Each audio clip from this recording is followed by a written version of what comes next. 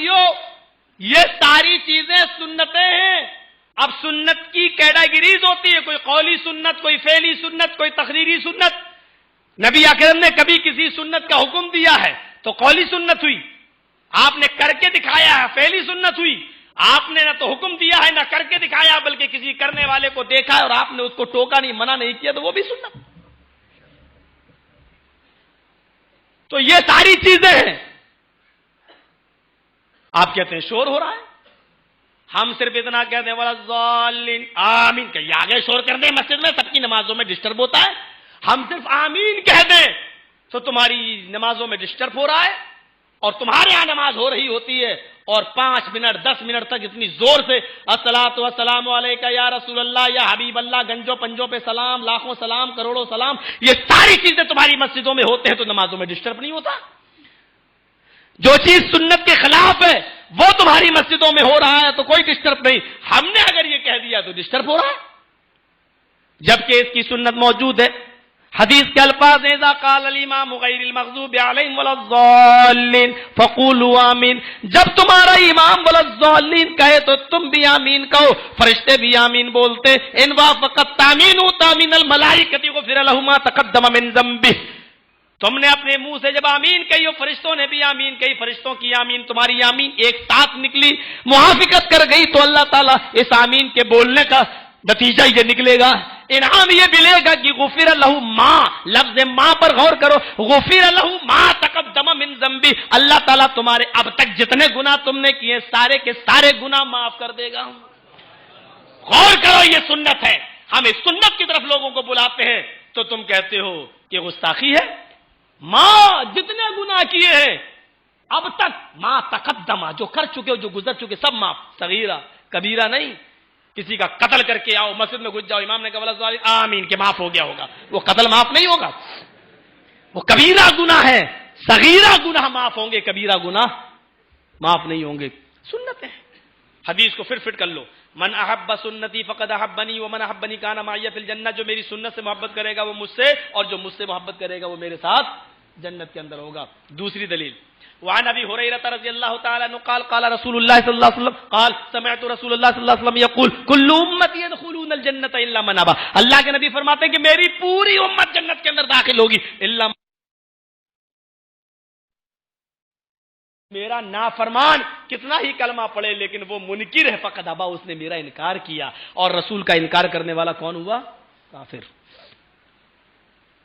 ایک حدیث اور، وعن انس رضی اللہ تعالی عنہ قال قال رسول اللہ صلی اللہ علیہ وسلم لا یؤمن احدکم حتی اکون احب الیہ من والدہ وولدہ والناس اجمعین. بڑی پیاری روایت ہے، اس کو امام مسلم کتاب الایمان میں لائے، امام بخاری اس کو کتاب التوحید میں لائے. یہ حدیث بتلا رہی ہے لا یؤمن احدکم، تم میں سے کوئی بھی شخص اس وقت تک مومن نہیں ہو سکتا.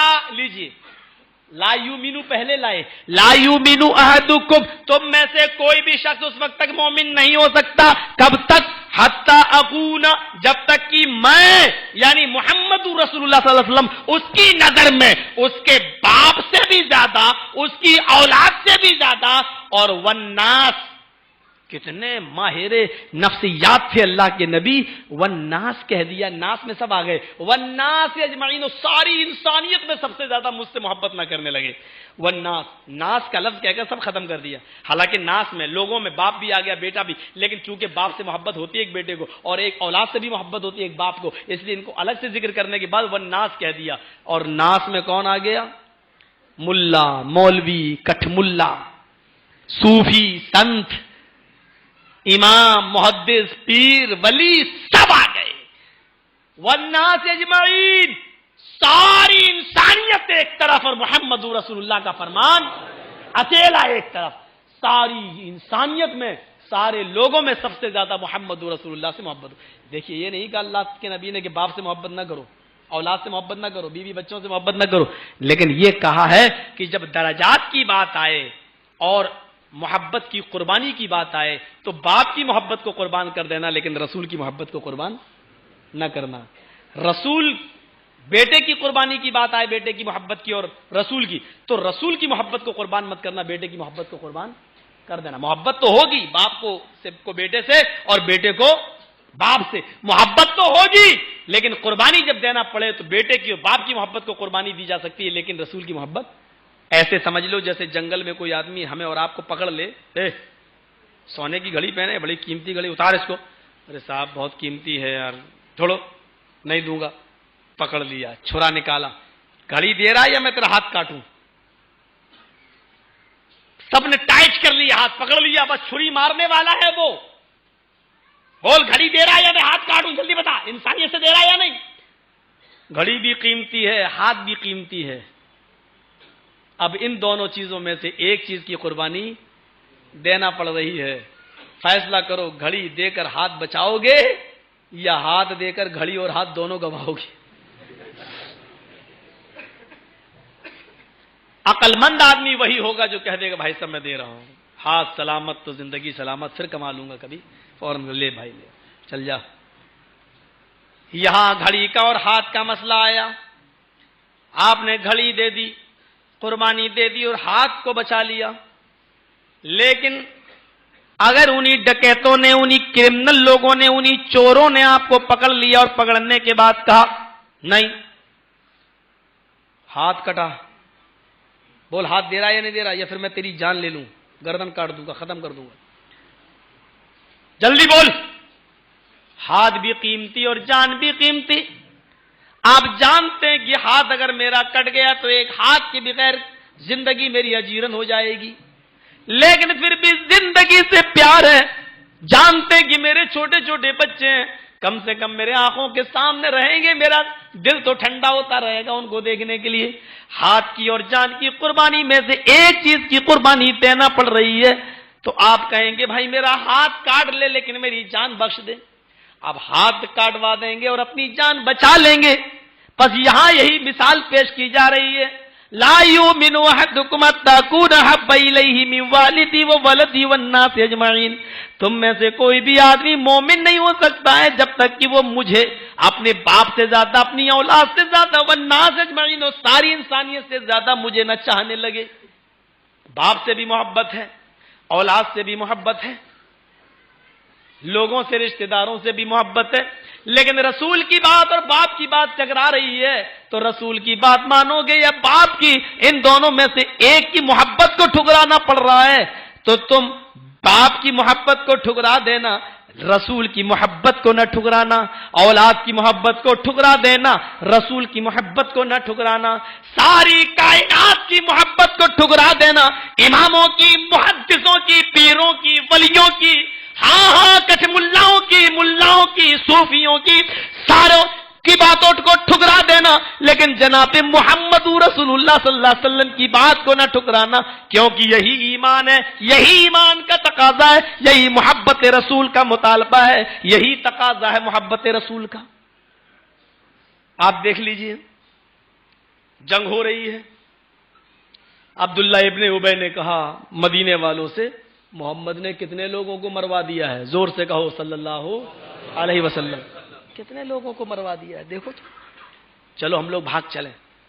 مدینہ جانے کے بعد لا یخرجن الاعز منها الاذل، جو سب سے زیادہ عزت والا ہے، میں سب سے بڑے ذلیل کو یعنی محمد کو مدینہ سے نکال دوں گا صلی اللہ علیہ وسلم۔ اس نے اپنے آپ کو آج کہا، علماء جانتے ہیں آج اس میں تفضیل کا صیغہ ہے، سب سے بڑا عزت والا، اور ازل، ذلیل سے ازل اس میں تفضیل ہے، سب سے زیادہ ذلیل کو یعنی محمد کو صلی اللہ علیہ وسلم۔ اس نے گالی دی ہے، اور گالی دینے والے کی اسلام میں ایک ہی سزا ہے کہ اس کو اس دنیا میں زندہ رہنے کا حق نہیں ہے، کوئی بھی حق نہیں ہے۔ اور یہ بات تو میں پاکستان کی سرزمین پر بول کے آیا ہوں، ابھی 15 دن پہلے کی بات ہے، یہ بات میں وہاں پر بھی بول کے آیا ہوں۔ وہاں آسیہ نام کی ایک عورت پیدا ہوئی ہے اور اس نے بڑا ہنگامہ کیا اور اللہ کے رسول کی شان میں گستاخی کی، اور حکومت اس کو بچا رہی تھی پاکستان کی، ارے بھائی اس کو چھوڑ دیا جائے، اور وہاں کے تمام، آپ تو جانتے ہیں وہاں تو گولی سے نیچے کوئی بات ہی نہیں ہوتی ہے پاکستان کے تک، کہا کہ نہیں اس کو سزا دی جائے گی، مار دیا جائے، قتل کر دیا جائے۔ مجھ سے کہا گیا اس موضوع پہ بولو، تو میں نے ایک ہی بات کہی ہے، جو اللہ کے رسول کی شان میں گستاخی کرے، کتاب و سنت کے دلائل یہ کہتے ہیں کہ اس کو اس دنیا میں زندہ رہنے کا حق نہیں ہے۔ ہماری بات کو دوسرے لوگوں نے بہت پسند کیا وہاں پر، خاص طور سے ان لوگوں نے جو مارنے دھاڑنے ہی پر رہتے ہیں، کہا بالکل صحیح، فتویٰ بالکل صحیح ہے۔ تو ان لوگوں نے بہت پسند کیا ہے۔ تو میں یہ بتانا چاہتا ہوں کہ سنت اللہ کے رسول صلی اللہ علیہ وسلم کو جو گالی دے اس کی اسلام میں ایک ہی سزا ہے کہ اس کو اس دنیا میں زندہ رہنے کا حق نہیں ہے۔ یہ بھاگا وہاں سے، اس کے بیٹے نے سن لیا، عبداللہ ابن ابی کے بیٹے کا نام بھی تھا عبداللہ، سن لیا کہ میرے نبی کو گالی دی۔ اللہ کے نبی جنگ جیت گئے، آ رہے ہیں، یہ اس نے سوچا کہ اب تو مدینہ سے ہم ہی کو نکال دیا جائے گا کیونکہ نبی جیت گئے ہیں۔ صحابہ آ رہے ہیں اور اللہ تعالیٰ جبرائیل کو بھیج کر نبی کو بتا ہی دے گا میرے بارے میں، چلو ہم ہی مدینہ چھوڑیں۔ یہ مدینہ چھوڑنا چاہتا ہے، مکے میں جانا چاہتا ہے، جتنی تیزی سے یہ بھاگ رہا ہے اس کا بیٹا اتنے دگنی رفتار سے اس کے پیچھے پیچھے بھاگ رہا ہے۔ جیسے یہ مدینے سے مکے میں داخل ہونا چاہتا ہے، اس کے بیٹے نے باپ کی گردن کے اوپر تلوار رکھ دی اور کہا رک جاؤ۔ کہا بیٹا یہ کیا کر رہے ہو؟ میں تمہارا باپ ہوں۔ کہا جانتا ہوں تم میرے باپ ہو، جب تک جناب محمد رسول اللہ کی اجازت نہ ہو میں تم کو مکے میں نہیں جانے دوں گا۔ کہا بیٹا تم جانتے نہیں ہو نبی میرے ساتھ کیا کریں گے؟ کہا نبی کیا کریں گے؟ وہی کریں گے جو اللہ رب العالمین کہے گا، ما ینطق عن الہوی، میرے نبی اپنی طرف سے کچھ بولتے ہی نہیں ہیں جب تک کہ اللہ ان کو حکم نہ دے دے۔ کہا بیٹا تم مجھ سے مدینے میں سب سے زیادہ محبت کرتے ہو، ہٹ جاؤ میرے راستے سے، جانے دو۔ کہا ابو انصاریوں میں پورے مدینے میں سب سے زیادہ اگر کوئی اپنے باپ سے محبت کرتا تو شاید میں آپ سے کرتا ہوں، لیکن آج یہ حقیقت بھی سن لو، آپ سے بھی زیادہ اگر مجھے کسی سے محبت ہے تو فاطمہ کے باپ جناب محمد رسول اللہ سے، کہ میں جا رہا ہوں، تم نہیں مار سکتے مجھے۔ ابو ایک بات سوچ لو، ایک انچ بھی قدم آگے بڑھا دیا کعبے کے رب کی قسم تلوار میں چلا دوں گا۔ اور آپ جانتے ہیں کہ محمد پر ایمان لانے والا کبھی جھوٹ نہیں بولتا، کبھی وعدہ خلافی نہیں کرتا، ایک انچ بھی قدم آگے بڑھ گیا تلوار چلا دوں گا۔ رک گئے، اتنے میں اللہ کے نبی آ گئے۔ ارے کیا کر رہے ہو عبداللہ؟ کہا اللہ کے نبی میرے باپ نے آپ کو گالی دی ہے، آپ کو سب سے بڑا ذلیل کہا ہے۔ آپ نے اس کے باپ کو دیکھا، بیٹے کو دیکھا، آپ نے فرمایا اگر یہ مدینہ چھوڑ کے مکہ جا رہا تو جانے دو، کیوں روک رہے ہو؟ کہا آپ کی اجازت ہوگی تو جانے دوں گا۔ آپ نے کہا اچھا اس نے عدل کہا ذلیل، تو اللہ کے حکم کا میں انتظار کرتا ہوں، رک جاؤ۔ آپ تھوڑا سا سوچنے لگتے ہیں، آپ خاموش ہیں کہ جبرائیل کوئی آرڈر لے کے آئے۔ بیٹا کہنے لگا اے اللہ کے نبی جبرائیل آنے والے ہیں میرے باپ کے بارے میں کوئی حکم لے کر۔ ایک بات سن لیجیے آپ، اگر آسمان والا عرش والا اگر جبرائیل کے ذریعے میرے باپ کے قتل کا آرڈر نازل کر دے، میرے باپ کے قتل کا فرمان نافذ کر دے، تو اے اللہ کے نبی اس نیک کام کے کرنے کے لیے آپ مجھے حکم دینا، کسی اور کو نہیں۔ اے اللہ کے نبی یہ نیک کام میں کرنا چاہوں گا، اپنے باپ کی گردن کو تن سے جدا میں کروں گا اور آپ کے قدموں پہ ڈال دوں گا۔ آپ کا حکم نکلے گا، آپ کی آنکھوں کے پلکیں جھپکیں گی، کھلنے سے پہلے میرے باپ کی گردن آپ کے قدموں پہ تڑپ رہی ہوگی۔ نبی اکرم کے آنکھوں میں آنسو آ گئے، فرمایا تم اپنے باپ کو قتل کیوں کرنا چاہتے ہو؟ کہا اللہ کے نبی ہم آپس میں لڑتے تھے، ہم آپس میں جھگڑتے تھے، بڑی مشکل سے آپ نے ہم دونوں کو مکے اور مدینے والوں کو بھائی بھائی بنایا، محبت پیدا کی ہے، یہ بھائی کا رشتہ بہت مشکل سے ہمیں ملا ہے۔ اے اللہ کے نبی اگر میرے باپ کو کوئی دوسرا قتل کر دے تو شاید باپ کی محبت میں اس بھائی سے جلنے لگوں، اس بھائی سے نفرت میں کرنے لگوں، میں نہیں چاہتا کہ میں اب کسی سے نفرت کروں۔ اے اللہ کے نبی میرے باپ کے قتل کا حکم مجھے دینا۔ آپ نے نظریں آسمان کی طرف اٹھائی، نظروں کو نیچے کیا، فرمایا اے عبداللہ ابن ابی کے بیٹے تیری میرے ساتھ جو محبت ہے اس محبت کا انعام میں تجھے ضرور دوں گا۔ جا، اس کا انعام یہ ہے کہ میں نے جس کی سزا اسلام کے اندر یہ ہے کہ اس کو قتل کر دیا جائے، میں نے اپنے ساتھ تیری اس محبت کو دے گا تو تجھے انعام دیا کہ تیرے باپ کا خون معاف کر دیا، جانے دو اس کو، جانے دو۔ من والدہ، اب اس حدیث کو بٹھاؤ. کوئی مومن نہیں ہو سکتا جب تک کہ وہ اپنے باپ سے زیادہ نبی سے محبت نہ کرے. کون سی محبتیں کی ہیں ہم نے؟ دعوے تو بڑے بڑے لمبے چوڑے ہیں ہمارے، اتنی محبت اتنی محبت، یہ اور وہ. ہم نے دعوے تو لمبے چوڑے کیے، اقرار تو لمبا چوڑا کیا، اظہار تو لمبا چوڑا کیا ہے، لیکن بتاؤ ہم چند ٹکوں کی قربانی نہیں دے سکتے ہیں. پیسہ، شادی کارڈ، بامبے کی ایک شادی میں جانے کا اتفاق ہوا، 45 روپے کا ایک کارڈ. ایک کارڈ، بھاگ آیا، نہیں گیا اس میں. ایک کارڈ پر 45 روپے. سوچئے فضول، ان المبذرین کانوا اخوان الشیاطین کس کے بارے میں قرآن نے کہا؟ فضول خرچی کرنے والے شیطان کے بھائی ہوتے ہیں. اور شادی کس کی؟ ایک مولوی کی، مولوی کے لڑکے کی. افسوس تو یہ ہوتا ہے. اور مولوی صاحب سے میں نے کہا یار اتنا لمبا چوڑا خرچ کیوں کر رہے ہو، یہ فضول خرچی؟ تو دلیل دیتا ہے مولوی، وَأَمَّا بِنِعْمَةِ رَبِّكَ فَحَدِّثْ، اللہ نے جو نعمتیں دی ہیں ظاہر کرو. مولوی کبھی نہیں ہارتا، وہ دلیل دے کے رہتا ہے، کوئی نہ کوئی فٹ کر کے رہتا ہے. کہتے ہیں کہ ایک مرتبہ ایک شکاری کا جال میں کوا اور کبوتر دونوں پھنس گئے. شکاری کا جال تھا، اس میں کوا بھی پھنس گیا، کبوتر بھی پھنس گیا. کوا بھی رو رہا ہے، کبوتر بھی رو رہا ہے. کبوتر روتے ہوئے کہتا ہے کوے چپ، مجھے پریشان کر کے رکھ دیا رو رو کر. تو کوا کہتا تو بھی تو رو رہا ہے. تو کبوتر بولا مجھے تو رونا ہی ہے، اور میں اس لیے رو رہا ہوں کیونکہ میں حلال ہوں. یہ شکاری مجھے جال سے نکالے گا اور کاٹ کے کھا جائے گا، مجھے تو کرنا ہی کرنا ہے. کوے سے کہا تو کیوں رو رہا ہے، تو حرام ہے، تجھے تھوڑی کچھ کرے گا، تجھے تو نکالے گا اڑا دے گا، تیرا کرے گا کیا؟ تیری تو زندگی بچ جائے گی، میری زندگی خطرے میں. کوا بولا میں تم سے زیادہ پریشان ہوں. کہا کیوں؟ کہا یہ جال جاہل کا نہیں ہے، ایک مولوی کا ہے. کوے نے کہا یہ جال ایک مولوی کا ہے، ایک مفتی کا ہے. تو کبوتر نے کہا اس سے کیا فرق پڑتا ہے؟ کہا مجھے ڈر لگ رہا ہے کہ حلال کا فتویٰ دے کے مجھ کو بھی کاٹ کے نہ کھا جائے. جب مفتیوں سے اور مولویوں سے کوے اور کبوتر تک پریشان ہونے لگے تو انسانوں کا کیا ہوگا، عام لوگوں کا کیا ہوگا؟ ایک کہہ رہا نیچے باندھو، ایک کہہ رہا اوپر باندھو. مفتی صاحب کہتے ہیں دونوں صحیح.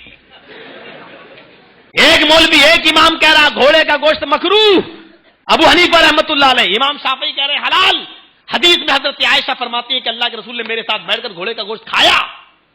غور کرو، اما عائشہ کہہ رہی میرے ساتھ کھایا. حدیث امام شافعی کہہ رہے ہیں حلال، ابو حنیفہ کہہ رہے ہیں مکروہ. مفتی صاحب سے پوچھو، چاروں امام برحق ہیں، ایک کہہ رہا مکروہ، دوسرا کہہ رہا حلال، مفتی صاحب کہہ رہے ہیں دونوں صحیح.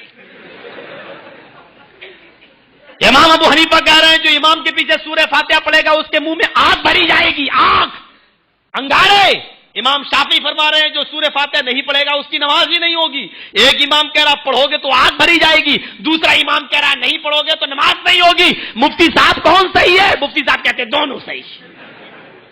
میں کہتا ہوں اس مفتی کو سب سے پہلے بریلی کے پاگل خانے میں بھرتی کرو کیونکہ اس کا دماغ خراب ہے. ارے یہ کیسے صحیح ہو جائے گا؟ ایک امام کہہ رہا آگ بھری جائے گی، وہ بھی صحیح. دوسرا کہہ رہا نماز نہیں پڑھو گے تو نماز ہی نہیں، وہ بھی صحیح. ایک کہہ رہا حلال، ایک کہہ رہا حرام، مفتی صاحب کہہ رہے دونوں صحیح.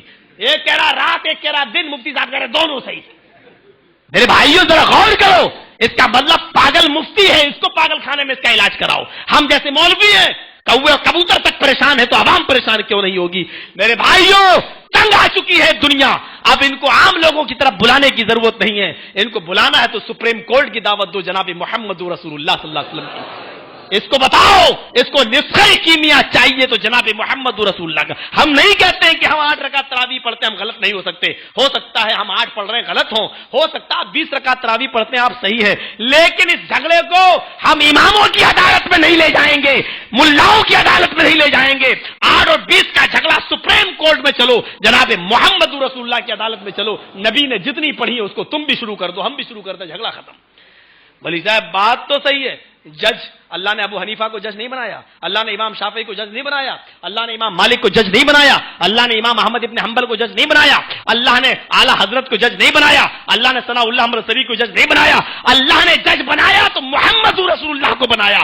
فلا وربک لا یؤمنون حتی یحکموک فیما شجر بینہم. اپنے سارے جھگڑے محمد رسول اللہ کی عدالت میں لے کے جاؤ، رسول کا جو فیصلہ ہو جائے اس کو تم بھی مان لو، ہم بھی مان لیں. فلا وربک لا یؤمنون، تیرے رب کی قسم یہ مومن نہیں ہو سکتے جب تک کہ آپ کو فیصل نہ مان لیں، آپ کو جج نہ مان لیں. جج اللہ نے بنایا. ہم سے اور آپ سے غلطی ہو سکتی ہے لیکن اللہ کے بنائے ہوئے جج سے غلطی نہیں ہو سکتی ہے. اس لیے طلاق کا مسئلہ، اس لیے پکی قبروں کا مسئلہ، ہے. اس لیے یہ عید میلاد النبی کے جلوس کا جھگڑا، یہ سارے جھگڑے ہو سکتا تم صحیح ہو ہم غلط، لیکن فیصلہ ہم اسی کا مانیں گے جس کو آپ بھی رسول مانتے ہیں ہم بھی رسول مانتے ہیں. آؤ لے کے چلو جناب محمد رسول اللہ کی عدالت. تو محبت کی بات کرتے ہو، باپ سے زیادہ رسول سے محبت. دیکھیے عبداللہ ابن ابی کا واقعہ بیان کر دیا. آئیے ایک واقعہ اور بتاتا ہوں. بیٹے سے بھی زیادہ رسول سے محبت. حضرت ابو بکر اپنے بیٹے سے لڑ رہے ہیں.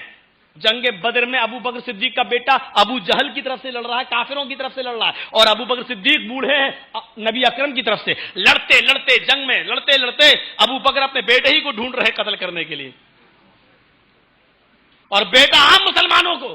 اور کئی مرتبہ ایسا ہوا کہ باپ بوڑھا تھا، نیچے آ گیا، بیٹے کی تلوار ایسے تان لیا، سر اٹھایا، دیکھا یہ میرا باپ ہے، تلوار روک لی کہ بھاگ چلے ہٹ جاؤ، چھوڑ دیا تاکہ لوگ یہ نہ کہیں دیکھو تمہارے باپ کو کیوں چھوڑ دیا، جاؤ چھوڑ دیا. کئی مرتبہ بیٹے نے اپنے باپ کو چھوڑ دیا. جنگ بدر ختم ہوئی. ایک دن آیا کہ حضرت ابو بکر صدیق کا بیٹا ایمان لے آیا، عبد الرحمان. جب ایمان لے آئے مسلمان ہو گئے تو کھانا کھانے بیٹھے. حضرت ابو بکر صدیق اور ان کا بیٹا دونوں کھانا کھانے بیٹھے. بیٹے نے جنگ بدر کی یاد دلا دی. ابو آج ہم لوگ کتنے خوش نصیب ہیں کہ ایک ساتھ بیٹھ کے کھانا کھا رہے ہیں. میدان جنگ کے اندر آپ میری تلوار کے نیچے کتنی بار آئے، میری تلوار بھی اٹھ گئی. میں نے سوچا کہ میں قتل کر دوں، لیکن یہ سوچا کہ مرنے والا میرا باپ ہے، کہیں ایسا نہ ہو کہ لوگ یہ کہیں بعد میں اپنے آپ کو معاف نہ کر سکوں کہ تو نے ہی اپنے باپ کی گردن اڑا دی. اے ابو جان، آپ کی محبت میرے دل میں آ گئی تھی اور میں نے آپ کو چھوڑ دیا، باپ سمجھ کر میں نے رہا کر دیا، چھوڑ دیا. ابو بکر صدیق مسکراتے ہیں، کھانا کھا رہے ہیں، کھانے کا لقمہ منہ میں ڈالتے ہیں اور کہتے ہیں آئے میرے بیٹے، تیری نظر میں جب باپ آیا تو نے تلوار روک لی کہ میری تلوار سے میرے باپ کی گردن نہ کٹ جائے، لیکن بدر کے میدان میں تو میری نگاہیں تجھی کو تلاش کر رہی تھی. کعبے کے رب کی قسم، قسم ہے اس ذات کی جس کے قبضے میں محمد رسول اللہ کی اور میری ہم سب کائنات کے لوگوں کی جان ہے، اگر میدان جنگ میں تو میری تلوار کے نیچے آ جاتا، میری تلوار کے نیچے آ جاتا اور میں تیری شکل دیکھ بھی لیتا، تب بھی میں نہیں رکتا اور میں اپنی تلوار تیری گردن پہ چلا دیتا، یہ سوچ کر کہ قتل ہونے والی گردن میرے بیٹے کی نہیں جناب محمد رسول اللہ صلی اللہ علیہ وسلم کے دشمن کی ہے، میں اپنے دشمن کی، اپنے نبی کے دشمن کی گردن سمجھ کر تن سے جدا کر دیتا. اٹھاؤ یہ حدیث. میں والدی و ولدی، اپنی اولاد سے بھی زیادہ نبی کو چاہنے والے، اپنی اولاد سے بھی زیادہ نبی کو چاہنے والے. یہ تھے اولاد سے زیادہ نبی کو چاہنے والے، ادھر باپ سے زیادہ نبی کو چاہنے والے. اللہ اگر میرے باپ کے قتل کا حکم لے کر آئے جبرائیل تو مجھے دینا، کسی اور کو نہیں دینا. باپ سے زیادہ نبی کو، یہ بیٹے سے زیادہ. حضرت عمر فاروق ایک بار بھاگتے ہوئے، ان کا بیٹا ایک دفعہ بھاگتے ہوئے آیا. الخصائص علامہ سیوطی کا اور زاد المعاد علامہ ابن قیم کی اور سیرت النبی علامہ ابن ہشام کی، ان کتابوں کے حوالے سے آپ دیکھیے واقعہ. بھاگتا ہوا بیٹا آیا، بیٹے کو بھوک لگی ہوئی تھی. بیٹے نے کہا ابو گھر میں کیا پکا ہے؟ کہا کھانا وہ رکھا ہوا کھا لو. ہانڈی کھولی، کہا یہ کیا ہے؟ ایسے سونگ رہا، یہ کیا ہے؟ باپ نے کہا دبا. عربی میں دبا لوکی کو بولتے ہیں، آپ کیا اس کو کدو ادو بولتے ہو جو لمبی ہوتی ہے ہرے رنگ کی، کیا بولتے ہیں اس کو؟ لوکی. اللہ کے رسول کو بہت پسند تھی، بخاری کی حدیث ہے گوشت میں ڈالتے تھے، بلکہ گوشت نہیں لوکی کو ڈھونڈ ڈھونڈ کے کھاتے تھے. تو وہ لوکی پکائی تھی حضرت عمر فاروق رضی اللہ تعالیٰ عنہ نے. تو بیٹے نے کہا یہ کیا ہے؟ تو کہا یہ دبا لوکی. ایسے کیا، یہ بھی کوئی کھانے والی چیز ہے؟ ایسے کر کے رکھ رہا، یہ بھی کوئی کھانے والی چیز؟ بس ایسے ہی حضرت عمر فاروق کی طرف دیکھتا ہے بیٹا، یہ بھی کوئی کھانے والی چیز؟ بس اتنا ہی دیکھا تھا، آگے کے جملے نہیں نکلے. کھا رہا ہوں، بیٹھ گیا. اب آپ اندازہ لگا سکتے ہیں کہ کیا ہیبت رہی ہوگی. بیٹے نے کہا یہ بھی کوئی کھانے والی چیز؟ ایسے دیکھا تو کہا نہیں ٹھیک ہے کھا رہا ہوں. یعنی اتنی دیر میں جب اس نے یہ کہا یہ بھی، اتنی دیر میں حضرت عمر فاروق کا ہاتھ تلوار کی میان پہ تھا اور تڑپ رہا تھا، میان سے تلوار نکلنے والی تھی. بیٹے نے پورا کھانا کھا لیا. کھانا کھانے کے بعد حضرت عمر نے کہا بیٹا آج لوکی کو دیکھ کر منہ چرا لیا، آج منہ بگاڑ لیا. آئندہ اگر لوکی کو دیکھ کر منہ بگاڑنے کی کوشش کی، کعبے کے رب کی قسم میری تلوار ہوگی، تیری گردن ہوگی۔ میں یہ نہیں دیکھوں گا کہ کٹنے والی گردن میرے بیٹے کی ہے، میں یہ سمجھوں گا کہ رسول کی سنت سے نفرت کرنے والے کی گردن ہے، میرے سامنے تڑپ رہی ہوگی۔ آج منع کر دیا، آئندہ اگر کیا تو تلوار سے ہم گردن اڑا دیں گے۔ یہاں میرے بیٹے کی زبان سے جو لفظ نکلے فوراً پورا ہوتا ہے، چاہے وہ سنت کے خلاف ہی کیوں نہ ہو۔ ایک ہی بیٹا ہے، لاڈلا ہے، 5 بچیوں کے بعد پیدا ہوا ہے۔ غور کرو میرے بھائیوں، وہاں بیٹے نے لوکی کو دیکھو کھا رہا ہوں، اور کھانا کھانے کے بعد حضرت عمر نے کہا آج منع کر دیا، آئندہ اگر کہا تو تلوار سے گردن اڑا دوں گا میں۔ محبت رسول ہم نے سمجھا نہیں ہے، ہم نے بس ایک رسمی محبت کرنا شروع کر دی۔ اس صحابی رسول کو دیکھو، امام مسلم جس کو کتاب الجمع کے اندر لے کر آتے ہیں، اللہ کے نبی خطبہ دے رہے ہیں، عبداللہ ابن مسعود خطبہ دے وضو بنا کر مسجد کے اندر داخل ہو رہے ہیں، ان کا ایک پیر مسجد کے اندر ہے، ایک پیر مسجد کے باہر ہے، اندر داخل ہونا چاہ رہے ہیں۔ اتنے میں دوران خطبہ ایک صحابی اٹھ گئے، کھڑے ہو گئے، اللہ کے نبی کی نظر اس صحابی کی اوپر پڑی۔ دوران خطبہ اٹھنا نہیں چاہیے، بات چیت نہیں کرنا چاہیے، اگر جمعے کے دن خطبے کی حالت میں کوئی دوسرا بات کر رہا ہے تو اس کو اشارہ کر کے چپ بھی نہیں کرانا چاہیے، خاموش تک نہیں کرانا چاہیے، سر پہ مکھی بیٹھی ہو تو اس کو اڑانا بھی نہیں چاہیے۔ یہ جمعے کے خطبے کا ادب و احترام ہے۔ اللہ کے نبی خطبہ دے رہے ہیں، ایک صحابی اٹھ گئے۔ یہاں عبداللہ ابن مسعود کا حال یہ ہے کہ ایک پیر مسجد کے باہر، ایک پیر اندر، وہ اندر جانا چاہ رہے ہیں۔ اتنے میں وہ صحابی اٹھتے ہیں، اور اللہ کے نبی نے اس صحابی کو اٹھتے ہوئے دیکھا تو فرمایا اجلس مکانک، اپنی جگہ پر بیٹھ جاؤ۔ آپ نے ان کا نام نہیں لیا، آپ نے کہا اجلس مکانک، اپنی جگہ پر بیٹھ جاؤ۔ عبداللہ ابن مسعود کے کانوں میں یہ آواز گئی تو وہ اسی حالت میں اسی جگہ پر بیٹھ گئے۔ اب آپ اندازہ لگانا کہ ایک پیر مسجد کے باہر ہو اور ایک پیر مسجد کے اندر ہو، اسٹائل کیا رہی ہوگی بیٹھنے کی، کیسے بیٹھے ہوں گے۔ ایک پیر تو مسجد کے اندر، ایک پیر باہر ہے۔ انہوں نے جو باہر پیر تھا اس کو اندر بھی نہیں لائے، جو اندر تھا اس کو باہر بھی نہیں لے گئے، اسی حال میں بیٹھ گئے۔ آپ نے اس آدمی سے کہا تھا صحابی سے بیٹھ جاؤ، لیکن یہ بیٹھ گئے۔ آپ نے جب دیکھا تو آپ کے چہرے پہ مسکراہٹ آ گئی۔ آپ نے فرمایا تعال یا عبداللہ، آئے عبداللہ تم تو یہاں آؤ، تم مسجد میں آ جاؤ، تم تو آ رہے تھے، میں نے تم سے نہیں کہا تھا بیٹھنے کے لیے۔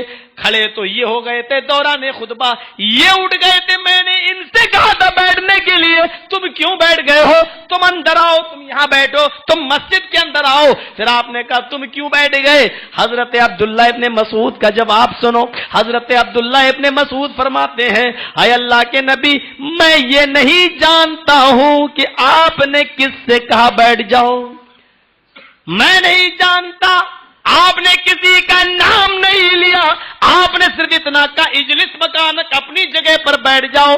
میں نہیں جانتا کہ آپ نے کس سے کہا، آپ نے کہا بیٹھ جاؤ، میرے کانوں نے اجلس سنا، میں اسی جگہ پر بیٹھ گیا، یہ سوچتے ہوئے کہ اگر نہیں بیٹھوں گا تو کہیں میری آخرت برباد نہ ہو جائے، کہیں رسول کی نافرمانی نہ ہو جائے، کہیں اللہ اس نافرمانی کے یہ وضع جنت سے ہٹا کر میری قسمت میں، میری تقدیر میں جہنم نہ لکھ دے۔ میرے بھائیوں، اتنی محبت تھی، رسول نے جو کہا یہ بھی نہیں سوچا کہ اس حال میں کیسے بیٹھیں گے، اسی طریقے پر بیٹھ جاتے ہیں۔ آپ مسکراتے ہیں اور آپ نے ان کو اندر بلا لیا۔ محبت رسول کے یہ جذبات ہمارے اندر ہونا چاہیے۔ صرف دعوے سے کام نہیں چلتا، صرف اظہار سے کام نہیں چلتا، صرف اقرار سے کام نہیں چلتا۔ غور کریں، ایک صحابی ہے، مسلم شریف کتاب اللباس و زینہ کی روایت، مسلم شریف کتاب اللباس کی روایت، ایک صحابی کے ہاتھ میں سونے کی انگوٹھی ہے، سونے کی انگوٹھی پہنے ہوئے، نبی اکرم کی نظر سونے کی انگوٹھی پر پڑ گئی۔ آپ نے سونے کی انگوٹھی کو دیکھا، آپ نے نکالا۔ آپ نے کہا کیا بات، مرد ہو کر سونے کی انگوٹھی پہنتے ہو، شرم نہیں آتی تمہیں؟ آپ نے اس انگوٹھی کو نکالا اور اس کو زمین پر پھینک دیا۔ ہم بھی پہنتے ہیں سونے کی انگوٹھی، وہ بھی پہنے ہوئے تھے، پہنتے تھے نہیں، پہنے ہوئے تھے۔ ہم بھی پہنتے ہیں، فرق اتنا ہے کہ وہ اپنی کمائی سے خرید کر پہنے ہوئے تھے، ہم بھک منگنی انگوٹھی پہنتے ہیں۔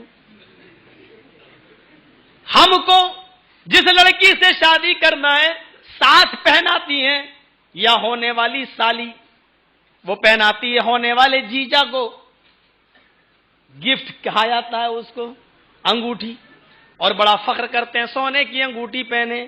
اللہ کے نبی فرماتے ہیں جس نے مرد نے سونے کی انگوٹھی یا سونے کا کوئی زیور اپنی انگلی ہاتھ جسم پر پہنا تو وہ حقیقت میں سونے کا زیور نہیں پہنے ہوئے، جہنم کا انگارہ پہنے ہوئے ہیں۔ اللہ تعالیٰ ہم سب کو اس انگارے کے پہننے سے بچائیں۔ آپ نے اس صحابی کے ہاتھ سے سونے کی انگوٹھی کو نکالا،